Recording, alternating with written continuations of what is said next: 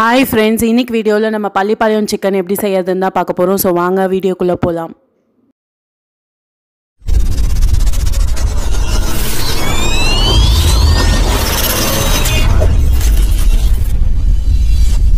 Recipe எப்படி செய்யணும் அப்படின்றதுக்கான இன்ஸ்ட்ரக்ஷன்ஸ் வந்து நான் மேலே ஸ்க்ரீனில் ஆட் பண்ணியிருக்கேன். உங்களுக்கு அதை பார்த்தாலே நல்லாவே புரியும்.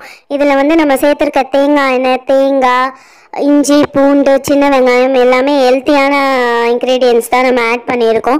ஸோ இதில் நம்ம சேர்த்துருக்க காஞ்ச மிளகாவும் காஷ்மீரி மிளகாத்தூளும் மட்டும்தான் கலருக்கும் காரத்துக்கும். இதில் நம்ம வேறு எதுவும் குழம்பு மிளகாத்தூள் ஆட் பண்ணாதனால வந்து நீங்கள் எவ்வளோக்கு எவ்வளோ வதக்குறீங்களோ அவ்வளோக்கு எவ்வளோ டேஸ்ட் வந்து உங்களுக்கு கொடுக்கும்.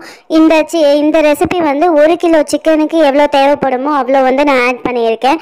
நீங்கள் 1/2 கேஜி எடுக்கிறீங்கன்னா அதுக்கேற்ற மாதிரி குறைச்சும் நீங்கள் போட்டுக்கலாம். கண்டிப்பாக உங்களுக்கு இந்த ரெசிபியை ட்ரை பண்ணி பார்த்தா ரொம்ப பிடிக்கும். இதில் ஒரே ஒரு டிப் என்ன அப்படின்னு பார்த்தீங்கன்னா, சிக்கனை நீங்கள் ஆட் பண்ணும் போது நல்லா குட்டி குட்டியாக நறுக்கி ஆட் பண்ணிக்கோங்க. பிகாஸ் வந்து இதில் வந்து நம்ம தண்ணி எதுவுமே எக்ஸ்ட்ராவாக ஆட் பண்ணலை.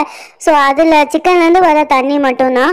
நீங்கள் குட்டி குட்டியாக கட் பண்ணி ஆட் பண்ணிக்கும் போது பசங்க அதை சாப்பிட்றதுக்கும் ஈஸியாக இருக்கும். அதே மாதிரி அது சீக்கிரம் வெந்து நமக்கு உள்ள மசாலாஸ் எல்லாருமே இறங்கி நல்லா ஜூஸியான சிக்கன் கிடைக்கிறதுக்கும் ஈஸியாக இருக்கும். ஸோ அதனால் நீங்கள் சிக்கன் ஆட் பண்ணும் போது மட்டும் குட்டி குட்டியாக நறுக்கி கொஞ்சம் ஆட் பண்ணிக்கோங்க. உங்களுக்கு இந்த வீடியோ பிடிச்சிருந்துச்சுன்னா லைக் பண்ணுங்கள், ஷேர் பண்ணுங்கள், கமெண்ட் பண்ணுங்கள். ஏதாவது டவுட் இருந்தால் கீழே கமெண்ட்ஸில் கேளுங்க, நான் கண்டிப்பாக உங்களுக்கு சொல்கிறேன். நான் ஒரு நெக்ஸ்ட் இன்ட்ரெஸ்டிங்கான வீடியோவில் வந்து கண்டிப்பாக உங்களை மீட் பண்ணுறேன், போஸ்ட் பண்ணுறேன்.